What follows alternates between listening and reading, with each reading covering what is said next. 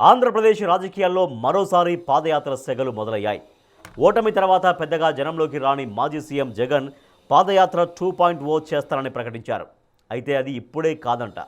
ఏడాదిన్నర తర్వాత మొదలుపెట్టి మళ్ళీ వచ్చే ఎన్నికల వరకు జనంలోనే ఉంటారని వెల్లడించారు. 2019 ఎన్నికలకు ఏడాదిన్నర ముందు పాదయాత్ర చేసి అధికారంలోకి వచ్చిన జగన్ ఇప్పుడు కూడా అదే స్ట్రాటజీ వర్కౌట్ అవుతుందని భావిస్తున్నారా? అసలు వైసీపీ అధ్యక్షుడి వ్యూహం ఏంటి? 2004 నుంచి 2014 వరకు అధికారానికి దూరంగా ఉన్న తెలుగుదేశం పార్టీలో పునరుత్తేజం తీసుకొచ్చేందుకు ఆ పార్టీ అధినేత చంద్రబాబు నాయుడు పెద్ద సాహసమే చేశారు. అప్పటికే అధికారంలో ఉన్న కాంగ్రెస్ పార్టీని కొత్తగా ఆవిర్భవించిన వైసీపీని ఎదుర్కొనేందుకు అప్పట్లో టీడీపీ ఎన్నో కష్టాలను ఎదుర్కొంది. 2012లో జరిగిన ఉప ఎన్నికల్లో ప్రధాన పోటీ కాంగ్రెస్ వైసీపీల మధ్య నెలకొంది. టీడీపీ 3వ స్థానానికి పడిపోయింది. ఈ నేపథ్యంలో 2014 ఎన్నికల ముందు 62 ఏళ్ల వయసు చంద్రబాబు వస్తున్నా మీకోసం అంటూ జనంలోకి వచ్చారు. టీడీపీ అధినేత చంద్రబాబు అప్పట్లో కుటుంబానికి దూరంగా ఉండి దాదాపు 7 నెలల పాటు ఉమ్మడి రాష్ట్రంలో 2817 కిలోమీటర్లు నడిచారు. పాదయాత్ర 2012 అక్టోబర్ 2న హిందూపురంలో ప్రారంభమై 2013 ఏప్రిల్ 26న ముగిసింది. ఈ పాదయాత్ర తెలుగుదేశం పార్టీ కార్యకర్తలలో నైతిక స్థైర్యాన్ని పెంచి 2014 ఎన్నికల్లో టీడీపీ విజయానికి దోహదపడింది. అభివృద్ధి కాముకుడిగా రాజధాని లేకుండా విడిపోయిన ఏపీని చంద్రబాబే ప్రగతి పదం పట్టించగలరని ప్రజలు ఆయనకు పట్టం కట్టారు. ఇక 2024 ఎన్నికల ముందు టీడీపీ జాతీయ ప్రధాన కార్యదర్శి నారా లోకేష్ యువగలం పేరుతో సుదీర్ఘ పాదయాత్ర నిర్వహించారు. వైసీపీ ప్రభుత్వ వైఫల్యాలను ఎత్తి చూపడమే లక్ష్యంగా లోకేష్ ప్రజల్లోకి వచ్చి నడిచారు. సుమారు 400 రోజుల పాటు 3132 కిలోమీటర్లకు పైగా సాగిన యువగలం పాదయాత్ర నిరంకుశ పాలనకు వ్యతిరేకంగా సాగిన ఉద్యమంగా నిలిచింది. రాజకీయాల్లో యువతను భాగస్వామ్యం చేసేందుకు, చురుగ్గా పాల్గొనేలా ప్రోత్సహించేందుకు, నిర్భయంగా తమ గళాన్ని వినిపించేందుకు లోకేష్ చేపట్టిన యువగళం పాదయాత్రకు అద్భుత స్పందన లభించింది. కుప్పంలో మొదలైన పాదయాత్ర తంబళ్లపల్లి నియోజకవర్గంలో ముగిసేలోపే వైసీపీ ప్రభుత్వం టీడీపీ వారిపై 25 కేసులు నమోదు చేయగా అందులో 3 లోకేష్ మీదే నమోదయ్యాయి. ఆ క్రమంలో 2024 ఎన్నికల్లో కూటమి ఘన విజయంలో యువగళం ఒక కీ ఫ్యాక్టర్ గా నిలిచింది.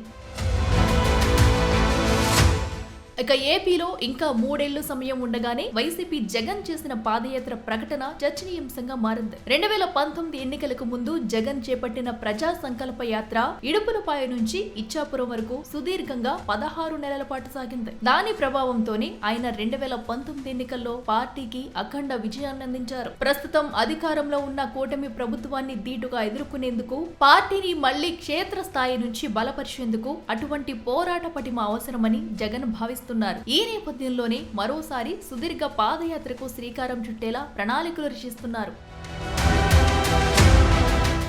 తాజాగా తాడేపల్లిలోని పార్టీ క్యాంప్ ఆఫీసులో ఏలూరు నియోజకవర్గ నేతలు, కార్యకర్తలతో జరిగిన సమావేశంలో జగన్ ఆ ప్రకటన చేసి క్యాడర్లో జోష్ నింపే ప్రయత్నం చేశారు. క్షేత్రస్థాయిలో పార్టీ నిర్మాణాన్ని మరింత బలోపేతం చేయడం, ప్రతి కార్యకర్తకు అండగా నిలవడం, నియోజకవర్గాల్లోని క్యాడర్ తో మమేకం కావడమే ఈ యాత్ర ప్రధాన ఉద్దేశమని స్పష్టం చేశారు. కూటమి ప్రభుత్వ వైఫల్యాలను ఎండగడుతూ ప్రజల సమస్యలు తెలుసుకునేందుకు ఈ యాత్ర దోహదపడుతుందని, దీనికోసం ప్రతి కార్యకర్త సన్నద్ధం కావాలని పిలుపునిచ్చారు.